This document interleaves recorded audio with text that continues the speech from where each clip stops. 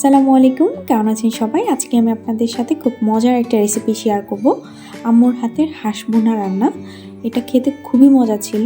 এই রেসিপিটার A to Z আজকে আমি আপনাদের সাথে শেয়ার করব। এখানে হাঁস নিয়েছি, এটা হচ্ছে চীনাই হাঁস। এটাকে খুব ভালো করে ধুয়ে পরিষ্কার করে কেটে নেওয়া হয়েছে। আজকে হাঁসটা আপনাদেরকে লাকড়ির চুলায় রান্না করে দেখানো হবে। এখানে কড়াইয়ের মধ্যে তেল দেওয়া হয়েছে পরিমাণ মতো। তেলটা যখন গরম হয়ে আসবে এই পর্যায়ে আম্মু 1 কাপের মতো পেঁয়াজ দিয়ে দিয়েছে। পেঁয়াজটাকে তেলের সাথে কিছুক্ষণ ভেজে নিতে হবে। পেঁয়াজটা যখন হালকা নরম হয়ে যাবে এই পর্যায়ে 2.5 টেবিল চামচ আদা বাটা, 2.5 টেবিল চামচ রসুন বাটা দিয়ে সব কিছুকে তেলের সাথে ভালো করে ভেজে নিতে হবে। পেঁয়াজ, রসুন আর আদাটাকে কিছুক্ষণ কষে নিতে হবে। যখন সব কিছুকে মোটামুটি কষানো হয়ে যাবে এই পর্যায়ে দিয়ে দেওয়া হচ্ছে লবণ এখানে 2 টেবিল চামচ দিয়েছে, আপনারা আপনাদের পরিমাণ মতো দিতে পারেন। এখানে 2 টেবিল চামচ হলুদ গুঁড়া দিয়ে দেওয়া হচ্ছে, 3 টেবিল চামচ ধনিয়া গুঁড়া, এখন দিয়ে দেওয়া হচ্ছে 1.5 টেবিল চামচ মরিচ। যদিও মরিচের গুঁড়াটা পরে আরও অ্যাড করা হয়েছে, আপনারা যে যতটুকু ঝাল খেতে চান ওই অনুযায়ী মরিচের গুঁড়াটা আপনারা পরে অ্যাড করে নিতে পারেন। এখানে কিছুটা পানি অ্যাড করে নেওয়া হয়েছে যেন মশলাটা পুড়ে না যায়। এই পর্যায়ে দিয়ে দেওয়া হচ্ছে 2 টেবিল চামচ জিরা গুঁড়া। জিরাটাকে দিয়ে সব কিছুকে আবারও খুব ভালো করে মিশিয়ে নেওয়া হচ্ছে। এখন দিয়ে দেওয়া হচ্ছে গরম মশলা গুঁড়া। এখানে 1.5 টেবিল চামচ গরম মশলা গুঁড়া অ্যাড করা হয়েছে। গরম মশলাটাকে সবগুলো মশলার সাথে কিছুক্ষণ নেড়েচেড়ে নেওয়া হয়েছে। বারবার নাড়তে হবে মশলাটা, না হয় নিচ দিয়ে লেগে যাওয়ার সম্ভাবনা আছে। এখন এখানে দেওয়া হচ্ছে গোলমরিচ গুঁড়া। এখানে প্রায় 2 টেবিল চামচের মতো গোলমরিচ গুঁড়া দেওয়া হয়েছে। গোলমরিচটাকে সবকিছুর সাথে খুব ভালো করে নেড়েচেড়ে দিয়ে এখন দিয়ে দেওয়া হচ্ছে তেজপাতা। এখানে 4-5টা তেজপাতা দিয়ে দেওয়া হয়েছে। ফাইনালি এখানে অ্যাড করা হচ্ছে ধুয়ে পরিষ্কার করে রাখা হাঁসের মাংস। এটাকে প্রায় 40 থেকে 45 মিনিটের মতো আম্মু এটাকে কষিয়ে নিয়েছে। যত ভালো করে হাঁসের মাংসটা কষাবেন ততই কিন্তু খেতে ভালো লাগবে। হাঁসের মাংসটাকে এখন খুব ভালো করে মশলার সাথে মেশাতে হবে।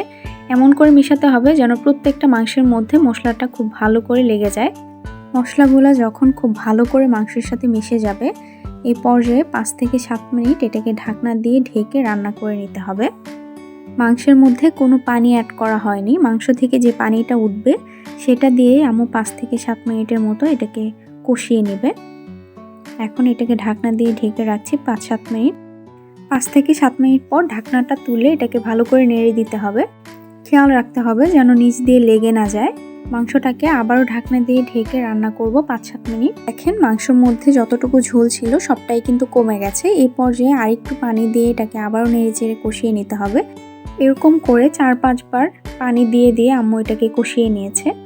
40 থেকে 45 মিনিট পর যখন দেখবেন মাংসটা প্রায় কষে গেছে এই পর্যায়ে এখানে দিয়ে দেওয়া হচ্ছে কাঁচামরিচ। কাঁচামরিচটা আপনারা আস্তেও দিতে পারেন, হালকা একটু ঝালের জন্য আম্মু এটাকে ভেঙে দিচ্ছে। কাঁচামরিচগুলো দিয়ে এখন এটাকে মাংসের সাথে একটু নেড়েচেড়ে মিশিয়ে নিচ্ছে।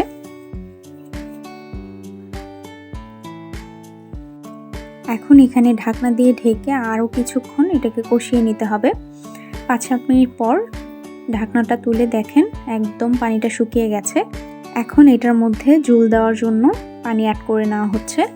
এখানে আপনারা যতটুকু ঝোল রাখতে চান ওই অনুযায়ী আপনারা পানি এখানে অ্যাড করে নেবেন। আম্মু এখানে পানিটা একদম মাংসের সমান সমান করে দিয়েছে। এবার হাঁসের মাংসটাকে 30 থেকে 35 মিনিটের মতো ঢাকনা দিয়ে সিদ্ধ করে নিতে হবে। হাঁসের মাংসটা যেহেতু শক্ত থাকে তাই এটাকে একটু টাইম নিয়ে সিদ্ধ করে নিতে হবে। যখন দেখবেন মাংসটা হয়ে গেছে এই পর্যায়ে 1/2 টেবিল চামচের মতো গরম মশলা দিয়ে এটাকে নামিয়ে নেবেন। এখানে আমাদের মাংসটা রেডি হয়ে গেছে। এখানে আম্মু গরম মশলা দিয়ে এটাকে এখন নামিয়ে নেবে। নামিয়ে আপনাদেরকে এখন পরিবেশন করে দেখাচ্ছি। রেডি হয়ে গেছে আমাদের হাঁস বোনা রান্না। খুবই মজা ছিল, আপনারা অবশ্যই বাসায় এভাবে ট্রাই করতে পারেন। আশা করি ভালো লাগবে। এতক্ষণ কিচেন কুইনের সাথে থাকার জন্য অসংখ্য ধন্যবাদ। আল্লাহ হাফিজ।